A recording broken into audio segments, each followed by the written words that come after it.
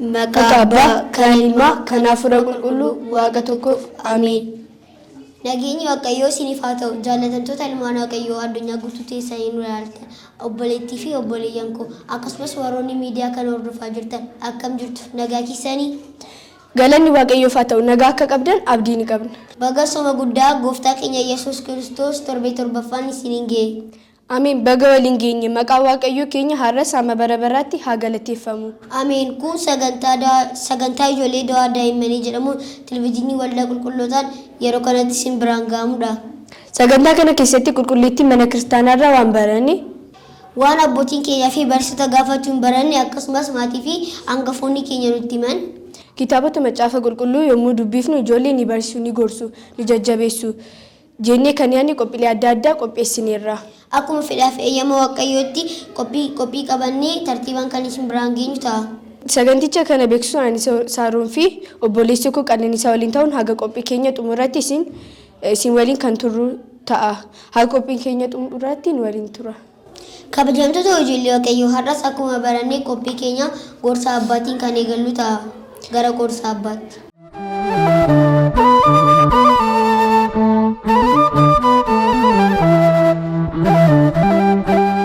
Maqaa abbaa kan ilmaa kan hafuura qulqulluu waaqa tokko amiin. Maatiiwwan Waaqayyoo kan jaalatan Waaqayyo hunduma caalchisee kan isin jaalatu akkam jirtanii akkam turtanii akkamiin yoo nageessanii amiin. Galateeffamuu nama lasaa kan ta'e waaqni abbootii keenya maqaan isaa kan ulfaatee fi galateeffamee nuuf haa ta'u.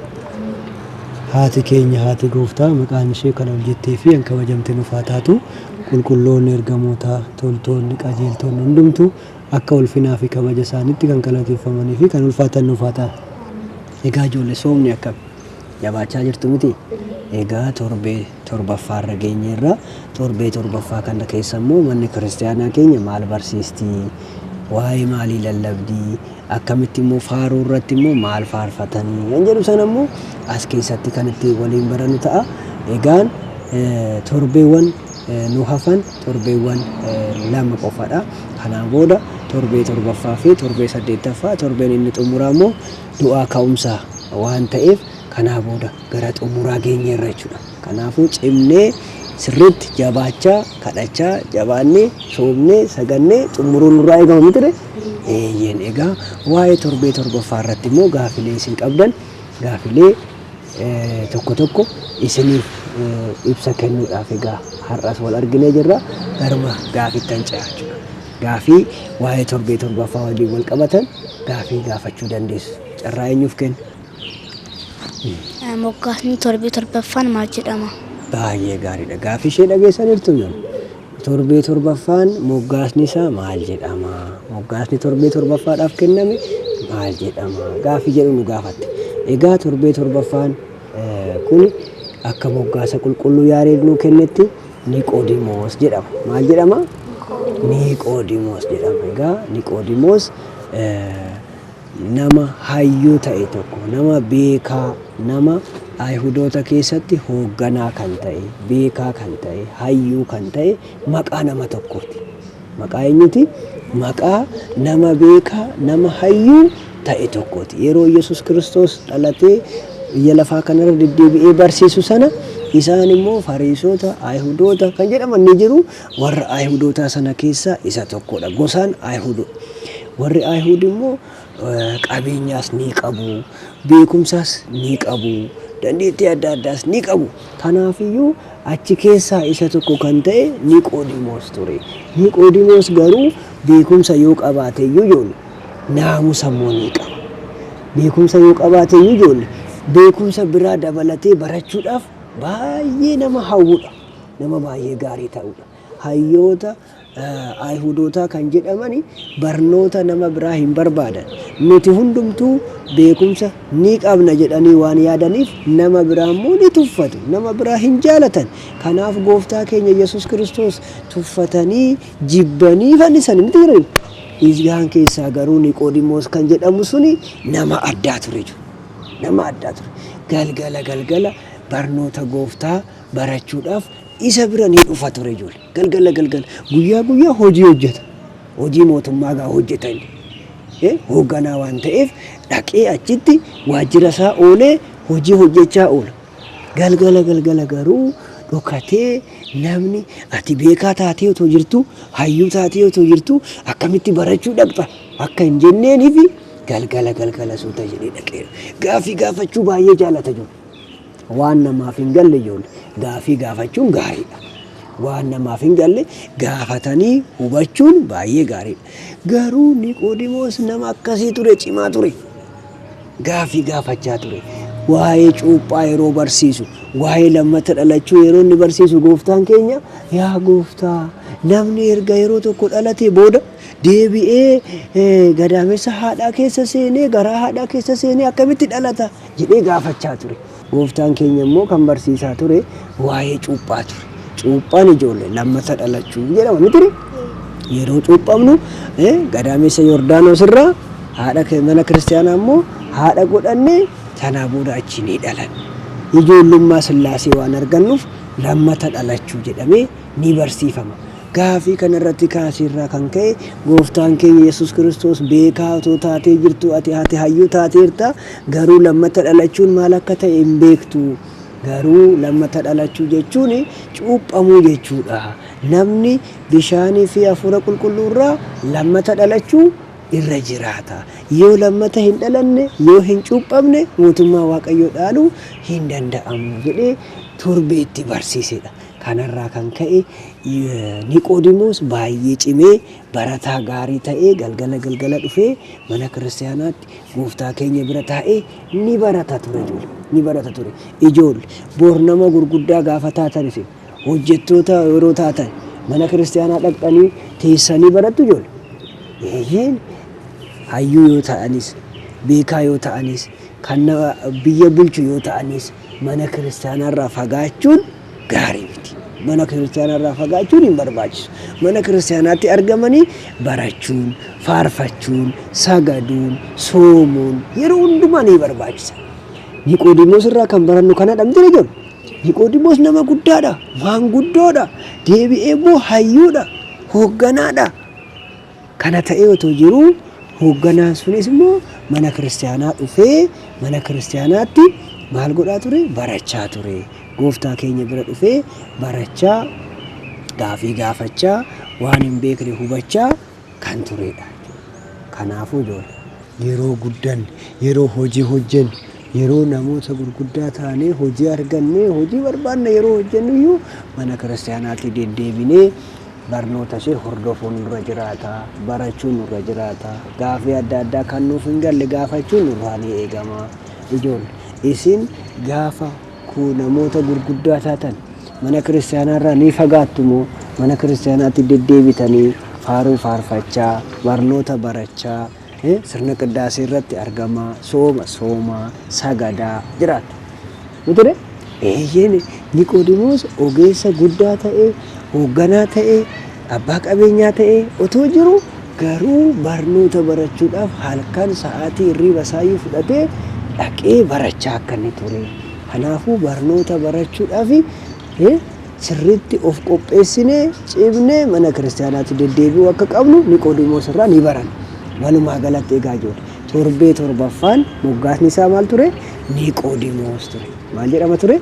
Niqoodimoos ture. Niqoodimoos jechuun nama Ayihudaawii ta'ee, hoogganaa ta'ee, beekaa ta'ee, hayyuu ta'ee garuu miila Kiristoos jala taa'ee barachaa, gorsa fudhachaa, daandii dhugaa hubachaa turedha tole.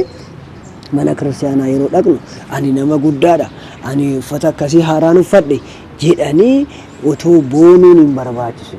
Mana kiristaanaa fuulduratti mana Waaqayyoo waan ta'eef kufanii, sagadanii, dhungatanii ka'anii ture.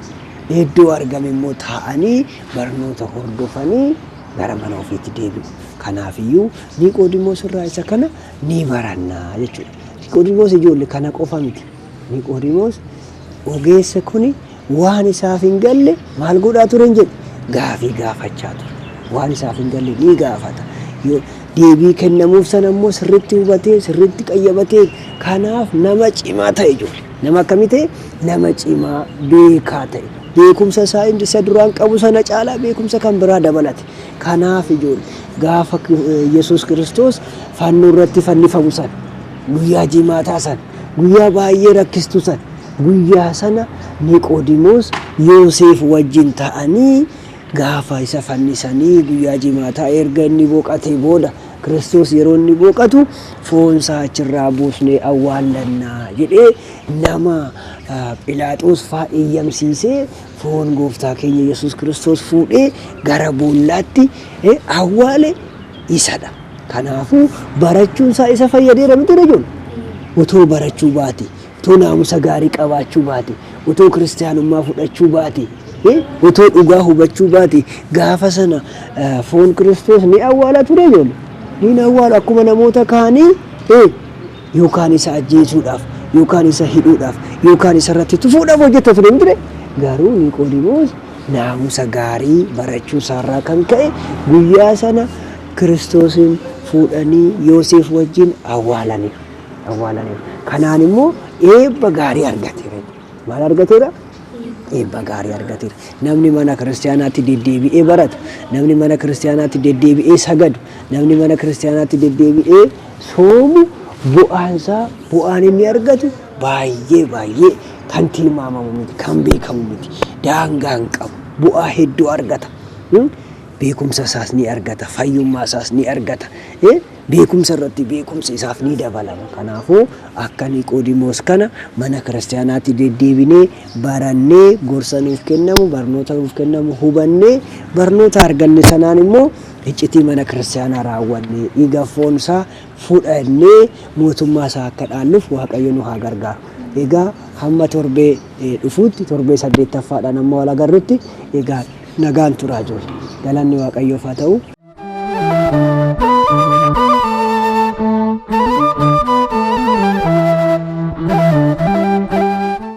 Kabajamoota ijoollee Waaqayyoo kan ilaalaa jirtan televezyiinii waldaa qulqullootaa sagantaa daawwaa daa'immaniiti. Qophii gorsa abbaarraa deebinee irraa barattaniitu miti. Tole amma immoo hundi keenya kan jaallannuu fi hawwiidhaan kan eeggannu gara sagantaa keenya gaaf deebitti ceena gara gaaf deebitti.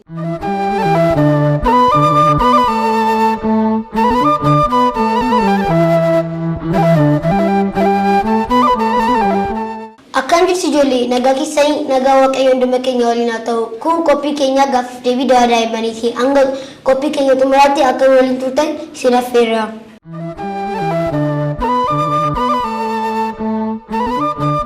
Qophii keenya irraa osoo hin galiin dura mee maqaa isaanii nuuf ibsanii garuma isaaniitti ceena.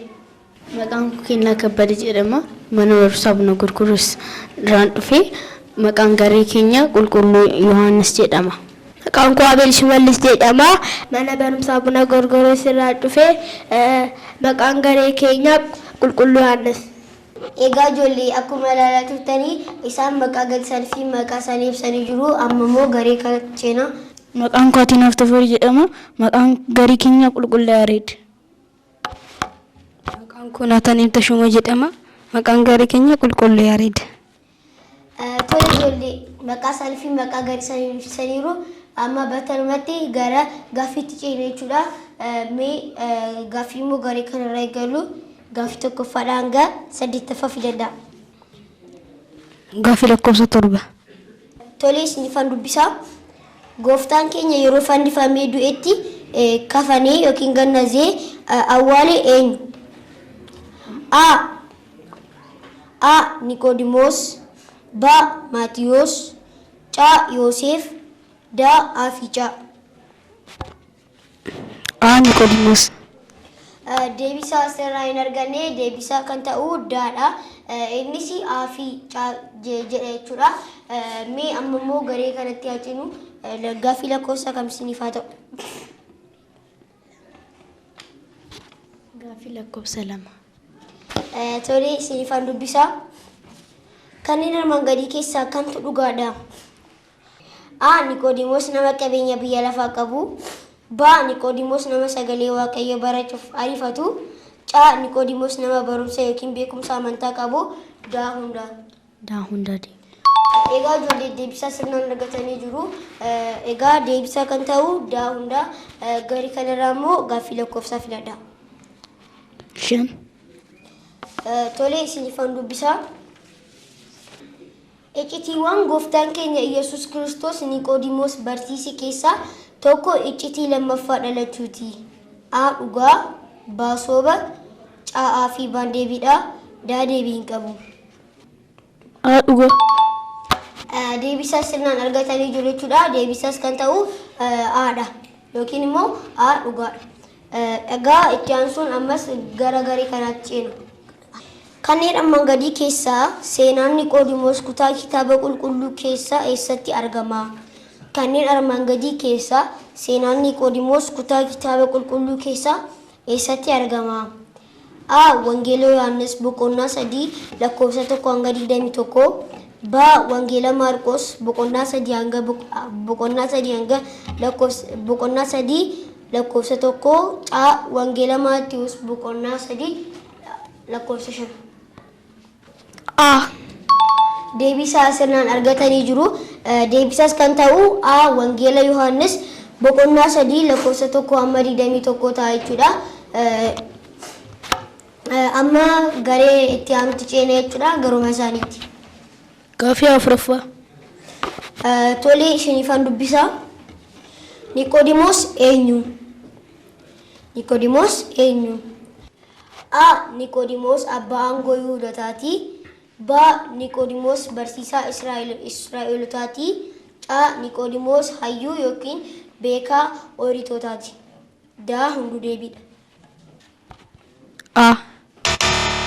Egaa deebisaa sirnaan hin deebisne deebisaa kan ta'u D. hunduudha. Hunduu deebiidha. Abbaan keenya Niqoodimoos abbaa hundumaa ture yookiin immoo abbaa aangoo Yihuudootaa barsiisaa Israa'elotaa fi hayyuu yookiin beekaa Ooritotaati. Amma immoo gara garee Yohaannisitti ceenaa. Isinis lakkoofsa filadha. Lakkoofsa 8. Tole isiniin dubbisaa. Niqoodimoos sooma torbeewwan keessaa meeqaffaadha? Niqoodimoos sooma torbeewwan keessaa meeqaffaadha? A. 5ffaa. B. 3ffaa. C. 4ffaa. D. 7ffaa. D. 7ffaa. Egaa deebisaa sirnaan argatanii jiru jechuudha. Deebisaa kan ta'u D. 7ffaa ta'a jechuudha. Egaa amma immoo gara garii kanaatti ceena jechuudha. Isaaniifis carraa laannaaf. Lakkoofsa 6. 6ffaa. Niqoodimoos gara gooftaa keenyaa deemee kan wangeela barachaa ture yeroo akkamiini? A. Guyyaa. B. Galgala. C. Ganama. D. deebii hin qabu. B. Galgala. Deebisaa sirnaan argatanii jiru jechuudha. Deebisaas B. Galgala kan ta'udha. Egaa ijoollee deebisaa isaan erga argatanii booddee amma immoo gara garee Yohaannisitti ceena jechuudha. Gaaffii lakkoofsa 3tu hafee isa dubbisaa jechuudha. Nuti seenaa Niqoodimoos irraa maal baranna? A. Aangoon beekumsii fi qabeenyi maalummaa keenya osoo hin booniin gadi of qabuun barumsa abbootaa dhaga'uu fi hojiirra oolchuu qabna. B. Amantii sirrii qabanneetti cimuun laphee amantaan iccitiiwwan mana amantaa gad of qabuun hirmaachuun laphee keenya ol qabuun qabna. C. Dhugaa bu'uura godhachuun jecha Waaqayyoo jireenya agarsiistu sodaa fi sodaa malee ragaa ba'uu qabna. D. hunduu deebiidha.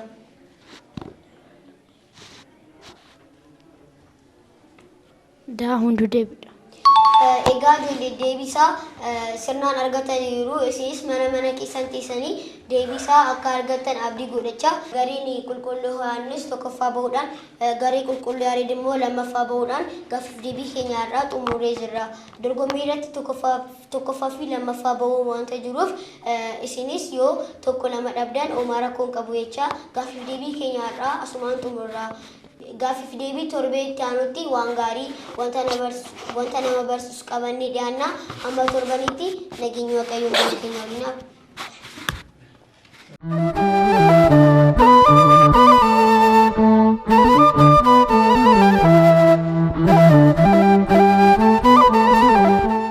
Kabajamtoota ijoollee waaqayyoo dorgommii gaaffii fi deebii hawwii guddaan eeggachaa turtanirra deebiin jira.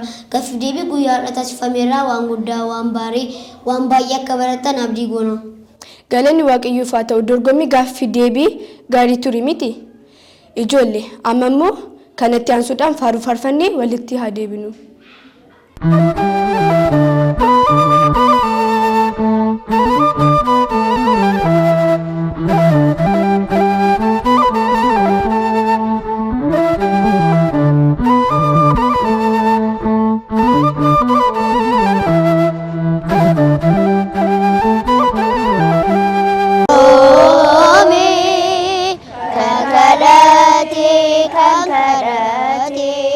Kan soome kan kadhate kan soome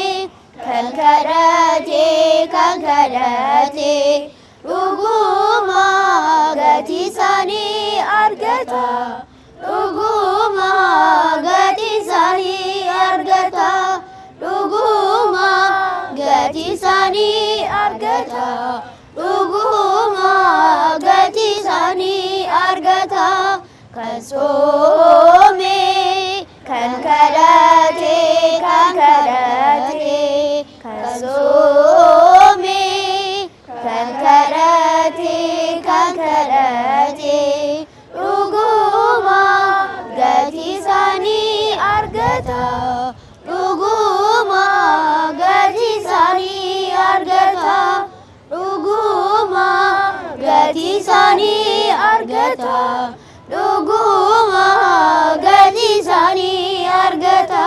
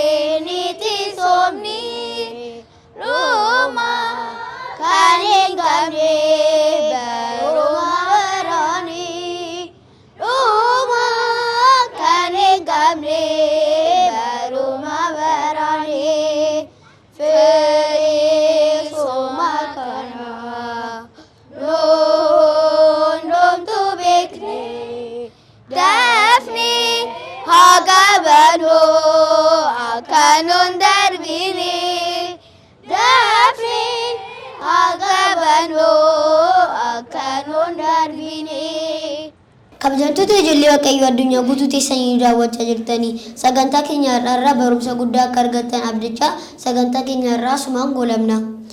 Qophiilee haga yoonaa turan beeksuun ana Saaroon fi obboleessa koo Qananiisaa waliin turre yeroo biraatti sagantaa biraatiin haga ol arginutti nagaan waaqayyoo hunda keenyaaf haa ta'u torbee sooma gaarii.